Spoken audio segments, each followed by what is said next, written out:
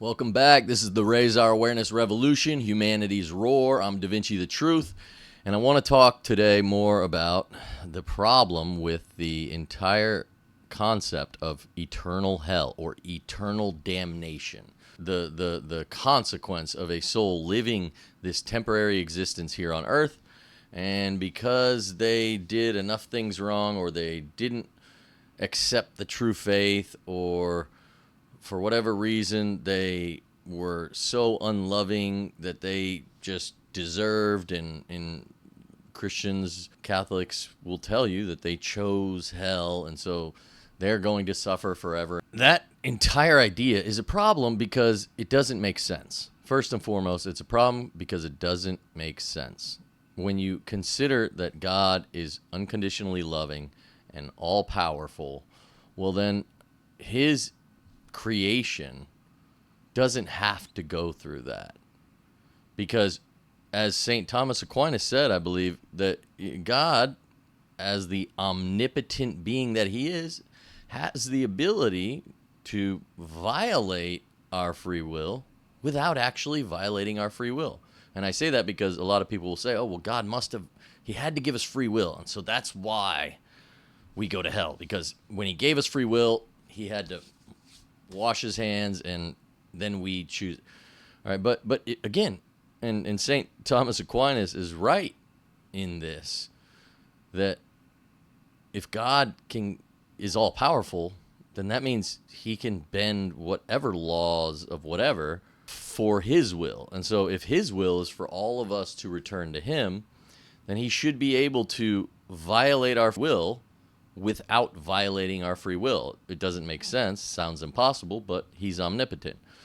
So the whole purpose of this is to recognize that if we were omnipotent and we were the creator and we were unconditionally loving, then there's no way that we would allow for souls to suffer for all of eternity. Souls that didn't even choose to be created. This is God's creation, right? Then it gets even deeper. Arguably, if he knew that these souls, prior to them being created, would end up in hell, then that's even more messed up. Why would he allow that? And I don't even want to get into the arguments against that, but as it relates to the idea that if you are introduced to Christianity and you have come to know Jesus Christ in that process through missionaries or whoever preaches the gospel to you, if you knowing that means that you are going to be judged differently than somebody that didn't know that, so whether you're, let's say, an uncontacted tribe, or you're just somehow throughout your life you have very little contact, you don't ever really have a chance to grasp the Christian gospel in the way that converts you. Like Christians are taught to believe that those souls are given some form of relative judgment, some sort of leniency, and understanding that, well, and this goes for Christians that say the only way to heaven is through Jesus Christ, and Catholics that say there is no salvation outside the church. They're both making the same claims, and Muslims make the same claim for disbelievers. And so the idea that these people that weren't introduced to Christianity are judged differently, and they're judged on simpler terms, as people might say, then that in and of itself is an argument to, or begs the question, why are we preaching the gospel if by preaching it opens the door to an eternal hell? Because again, I would even go a step further and say that if you are thrown into this existence, you're in an uncontacted tribe, and you have no concept of an eternal hell, then it would be unjust for you to end up in an eternal hell, because this life is temporary. That right there is proof that either God is unjust or these people don't end up in eternal hell. And so Christians will then Or that's an argument that non-Christians make. And they say, how can you make sense of this? That Jesus Christ is the only way to salvation, or that the only way to salvation is in the Catholic Church. How can you make sense of that? And you can't make sense of it. You can say that, oh, well, God judges them according to their understanding and all of that, essentially implying that this strict idea of needing to be a believer in this faith as humans define it, and as humans will classify you as believing in the faith. All of that has to be put aside if you, again, are part of an uncontacted tribe, or even if you didn't comprehend it. Let's just say you were contacted, you had this, but you couldn't make sense of it. And so no part of you could come to believe it. It's funny because Christianity actually has terms for these people. Actually, I'm raised Catholic, so I'm familiar with the term Catholics use. They call it invincibly ignorant, which is so Christ-like. I'm kidding, but they literally have come up with a term to make sense of these people being able to get to heaven in spite of the claim that Catholicism makes that there is no way to salvation outside of the Catholic Church. So naturally, they have to create a term to apply to these people, and then what they say is that yes, it's true that there's no salvation outside the church from the understanding of the ordinary means of the Catholic Church. And this is what they'll say, and then they'll say, but there are extraordinary means by which you can attain salvation and go to heaven, essentially, is what they're talking about. Or better yet, not going to eternal hell. And so they come up with all these terms that are, in my opinion, offensive and not sounding like Jesus Christ, invincibly ignorant. And then they say that there's ordinary means of getting to heaven. And so that's what we're talking about when we say there's no salvation outside the church. But there is. We just call it extraordinary means because we had to come up with something to explain something that didn't make sense, to explain one of our claims that didn't make sense and can't make sense. And so we just apply another term to it, and everyone goes back to believing and submitting to the minds of the church fathers that interpreted the Bible that was written by men that followed Jesus Christ. Anyway.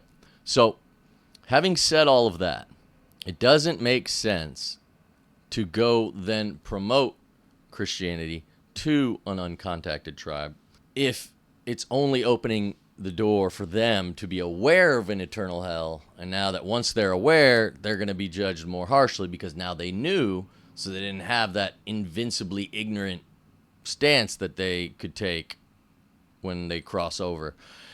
And so that idea, the whole thing is a problem because people, they want to promote the gospel of Jesus Christ, but if their work is opening the door for them to go to eternal hell, honest people anyway, ask the question, so why are we doing this? And so then other Christians will say, well, these people are wrong.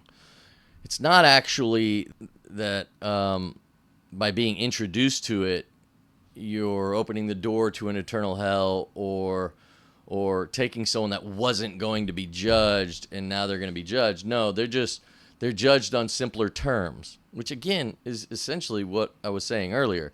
But they'll come up with all these reasons as to why it's still good to introduce to them the gospel, but yet they still will be judged just in their own unique way. And then recently I heard an argument that actually made the most sense. And what they said was people in their conscience don't have enough of the ability to perceive a way of life and live a way of life that is loving and all of that. Those people exist anyway, so we should introduce the gospel and introduce Jesus Christ and his message so that we can expose those people, because in a world where you don't introduce it, those people can't be exposed, which is funny because I'm pretty sure if you're in an uncontacted tribe, you still know who in your community is a jerk and who's not a jerk.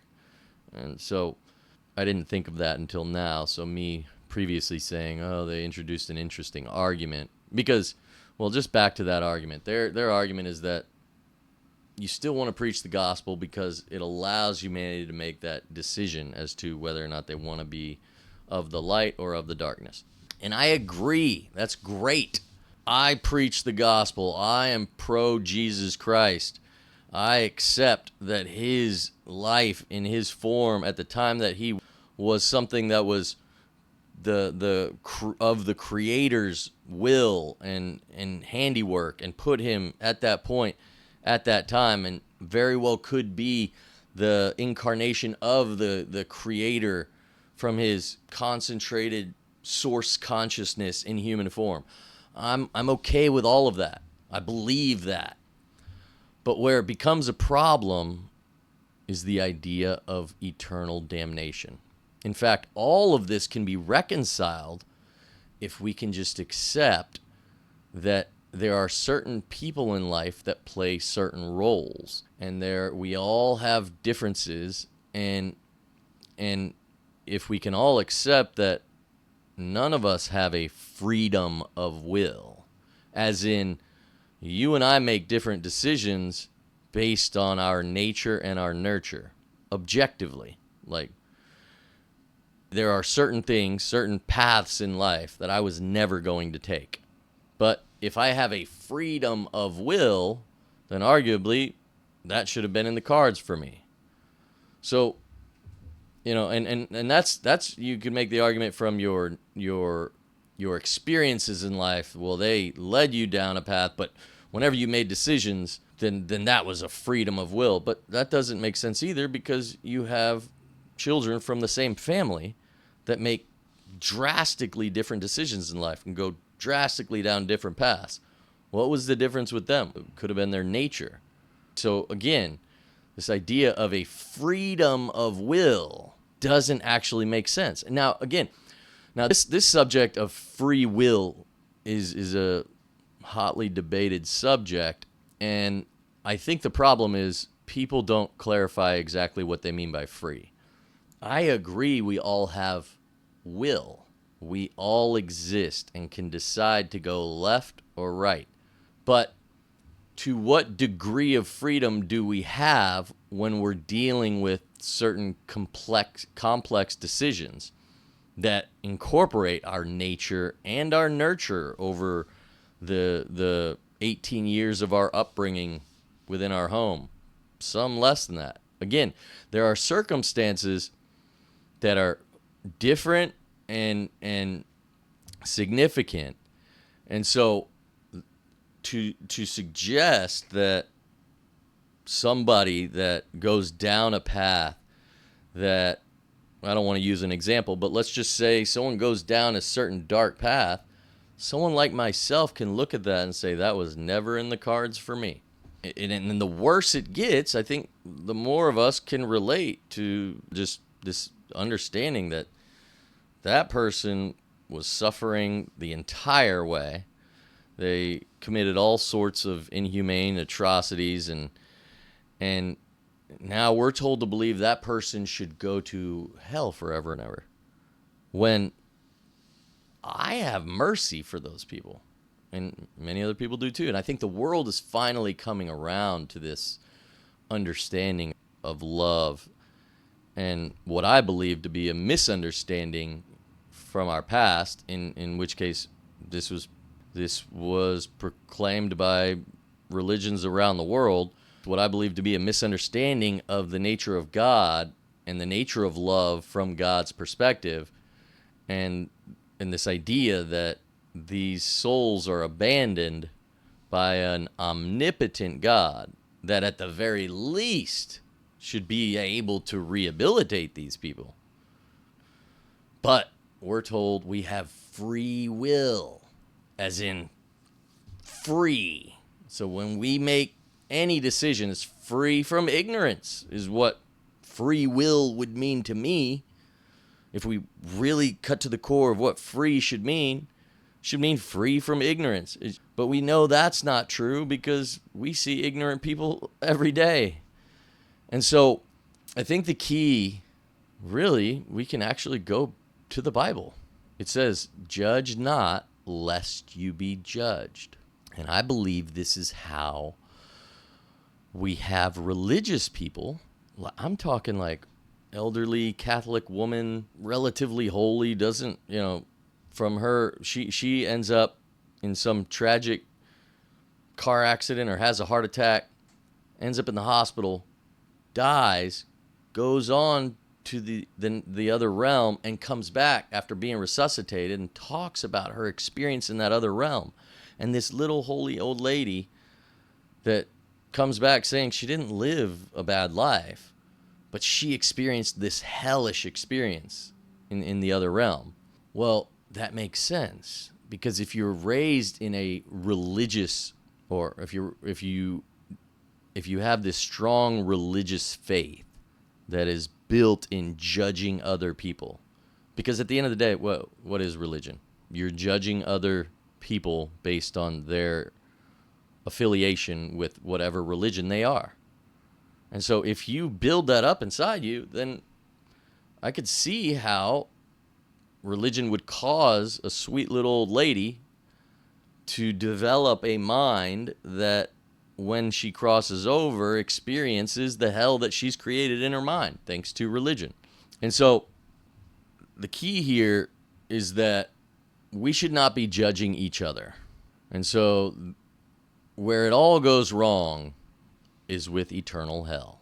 Because when you have eternal hell, we have to judge each other. If we love each other, then we want to prevent each other from going there.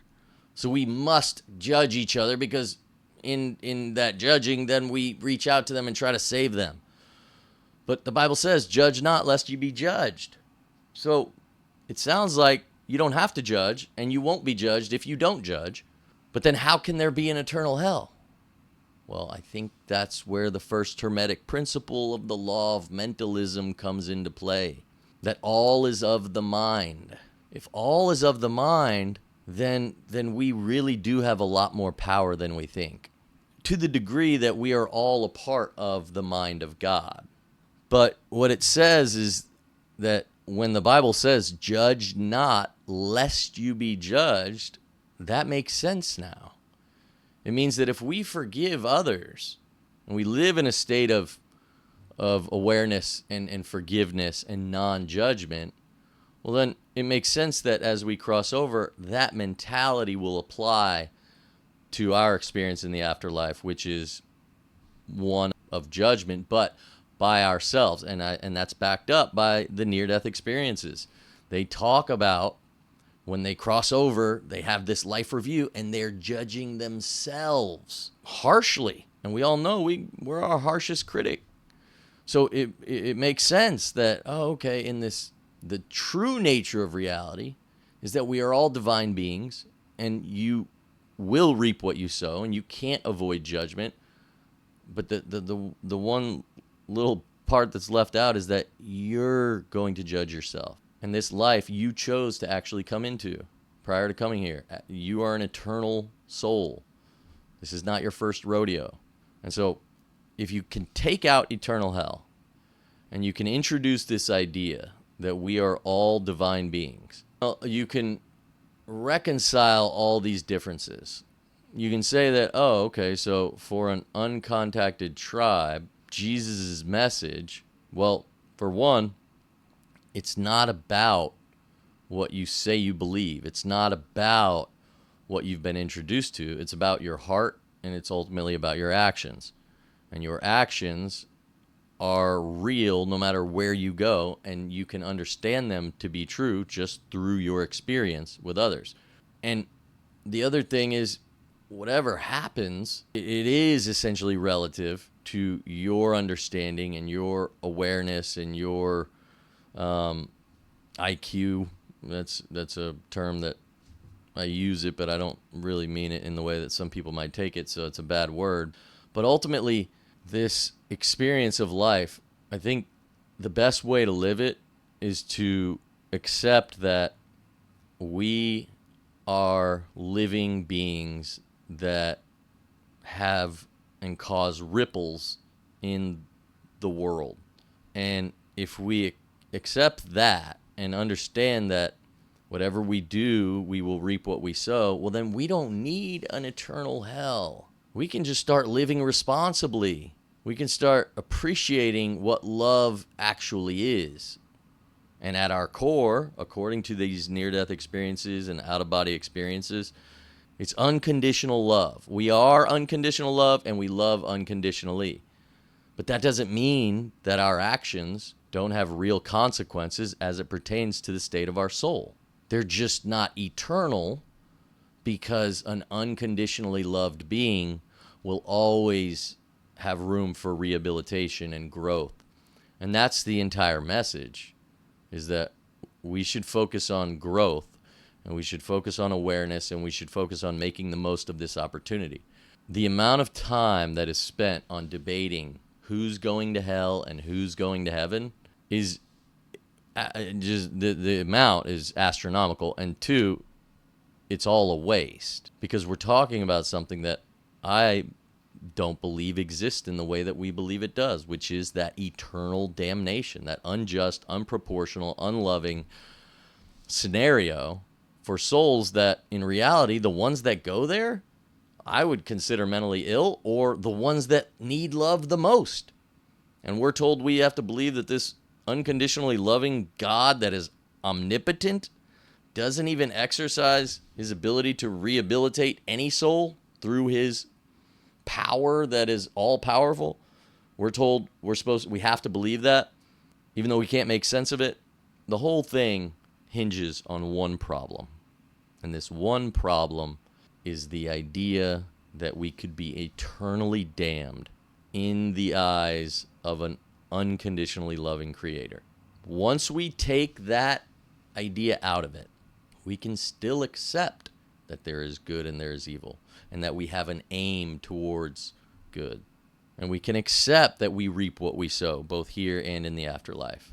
And we can accept that there could even be a multiplier effect. Let's say you feel the pain and suffering you caused others times 1,000. Great. That makes sense. But what doesn't make sense is that you are eternally damned. And so if we're going to bring the world together in a spiritual understanding of reality that we can all agree upon, it has to make sense. We're not going to win the hearts and minds of each other to come together as one human family under ideas and premises that are based on the argument from authority that the texts and the church fathers of our past have to be believed simply because of the authority that they had and the idea that they are inspired by God, and that we aren't allowed to use our minds and we must submit. That idea is not going to unite people.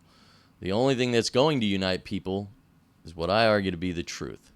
And the truth is that we are all unconditional love at our core. And that God, the binding force of all that is, the good, the evil, this magnificent existence where it seems chaotic, but when you really look closely, there's pattern, there's design, there's order. And then when you hear of these stories of people that have these near-death experiences, they come back telling that it is all ordered, it is all divine, and it is all actually much simpler than we've been told. And it is as simple as we are all love, and we are all called to love, and we will all judge ourselves in light of love. And so everything matters, but at the same time, eternally, we are always loved. So you will hear some people say nothing matters. They're right, but in that path of thinking nothing matters, you will make decisions that will harm others, and you will reap what you sow. So it does matter, but in a totality, it doesn't. God is in control, and that's the foundation of faith. And there's a holistic, a healthy way of understanding this, understanding the law of one, understanding divinity, and understanding that we are all divine manifestations of the Creator. But we're going to have to address a lot of the things that religion teaches, and first and foremost, the one that I think ultimately will break the control that religion has on our minds, and the one that prevents us from actually thinking rationally and honestly intellectually. And that is the entire idea, the concept of eternal damnation. That will be a thing of the past in the very near future. And it doesn't mean that we're going to be led into a hedonistic cesspool of depravity. No, that's not the case. And that's what this raise our awareness revolution is all about. Once we need to raise our awareness and our understanding of the nature of ourselves and our relationship to the cosmos here in the afterlife and the entire picture. And from my experience and millions of others that share the same sentiment, it does make you the best version of yourself. It makes you the most loving version of yourself. And so that's why we do the work that we do. And I believe humanity's roar stands to unite the entire world in this spiritual, simplified understanding of this reality and our role here. And so hope y'all enjoyed that. I'm Da Vinci the Truth. This is the Raise Our Awareness Revolution. God bless. Love all of you.